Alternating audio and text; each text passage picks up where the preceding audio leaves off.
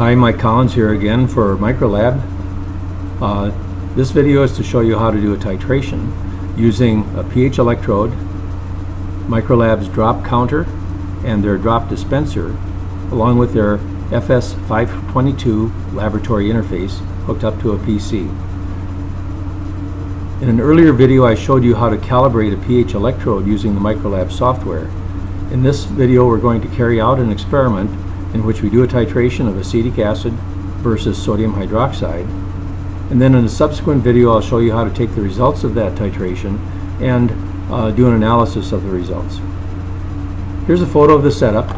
Again, it's a PC running Windows 7. I've got a USB connector to the Microlab FS522 box, which is turned on. Plugged into the front panel of the 522 box are two sensors. We have the combination pH electrode plugged into the BNC connector labeled pH, redox, dissolved oxygen. We also have Microlab's patented drop counter plugged into the counter jack on the front panel of the box. Suspended from the ring stand above the drop counter I have the drop dispenser. The drop dispenser has a 60 milliliter reservoir for our titrant, in this case 0.1 molar sodium hydroxide. It also has a knob that allows you to adjust the drop rate and a stopcock to turn it on and turn it off. So in an earlier experiment playing around, I calibrated the drop size by running drops into a 10 milliliter graduated cylinder and counting the number of drops it took to go to 10 milliliters. I also adjusted the drops later to so that it would be about roughly a drop every 2 seconds. So that's all been taken care of. So I know the drop size turns out to be 0.035 milliliters per drop, and I have a drop rate of about 1 drop every 2 seconds. The nice thing about the drop dispenser is that with the broad reservoir in a regular titration, you really don't change the volume height, the height of the solution very much over the course of this titration volume. So the drop sizes are indistinguishable from the beginning to the end of the titration. Okay, let's get on with the titration itself. Double click on the Microlab shortcut. We get the blue bar indicating communication with the box. We'll use the Microlab default experiment. We'll leave it untitled for now. So, typical windows for sensors, graph, digital display, spreadsheet, and experiment steps. We're going to be dealing with all of these windows to set up the experiment. First, let's add a sensor. Click on Add Sensor, click on the down arrow to choose the pH, click on the port where it's plugged in. We're going to call this a pH sensor, and the label is automatically then pH. In an earlier video I showed you how to calibrate the sensor. Instead of performing a new calibration, we'll just read that calibration file that I created. Here's a summary of it. pH are the units.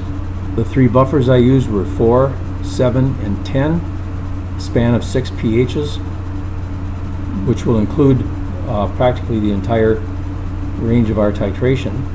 The potential change is about 360 millivolts, or about 60 millivolts per pH change, which indicates a good electrode. So let's finish that. Let's bring the pH down here. Now the pH is reading 7.9 right now. I'm going to add a drop of glacial acetic acid to this slightly alkaline DI water. And when I put in 1 drop, pH should drop down to about 3.5, which is the pH of dilute acetic acid. Alright, now I'm going to put this over on the y-axis so we can start to build our experiment. And I'm going to click and drag it down to column B of the spreadsheet as well. Let's add a sensor, the drop counter, right here. The label is counter. We could also call it drops. We're going to click on where it's plugged in, and then we'll finish. Let's take the drops count, put that in A, put that on the x-axis, and put that in the digital display. We're ready to do the experiment. One more thing. We actually aren't particularly interested in the number of drops, we're interested in the volume. So let's add a formula that relates the drop count to the volume. And I know that it's 0.035 milliliters per drop. So I'm going to multiply the drops times 0.035 milliliters per drop.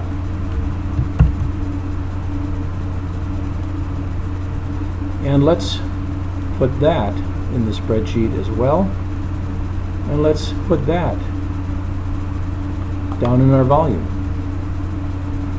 We're almost ready to go.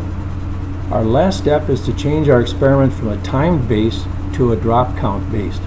So I'm going to highlight the first step, repeat every 0.5 seconds, and I'm going to double click on that. And we're going to change it to repeat when the counter changes. Now, one thing I want to point out is that if you were doing a standard titration with a burette, you could also be inputting the volume from the keyboard, and that would be this third radio button, repeat upon receiving keyboard input, where you could be typing in the numbers for the milliliters. We're going to be looking at count changes. We're ready to go. Let's start the experiment. We have our first point, 0 drops, 3.46 milliliters. Let's add drops.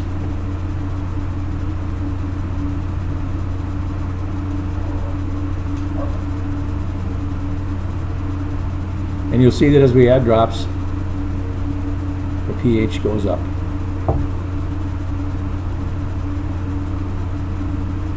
Now if we want to go back to counting drops, we have to wait till the experiment's over. Now it looks like our volume has defaulted to 10 milliliters. Our pH looks kind of squinched together there, but we're going to find the total experiment only takes a few milliliters. It will auto scale when we're finished on both the X and the Y axis.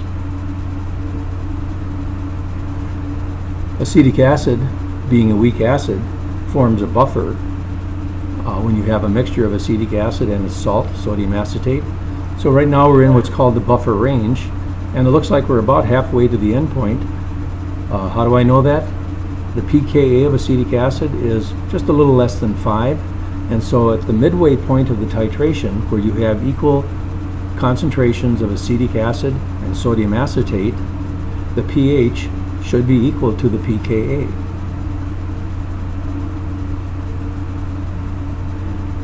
Now in previous experiments that I've done to get this set up, I know that the endpoint is around 60 drops. So we're getting close to the endpoint. Again, it's a weak acid, so the equivalence point should actually be slightly above pH 7, around pH 8. And it looks to be the case. We're going to let this go until the pH goes to about 11, and at that point the experiment should be pretty much done to our satisfaction.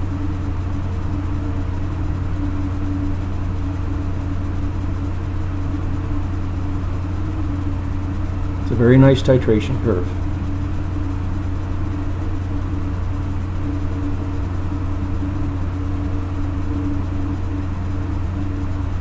Okay, it looks like it's getting toward a plateau.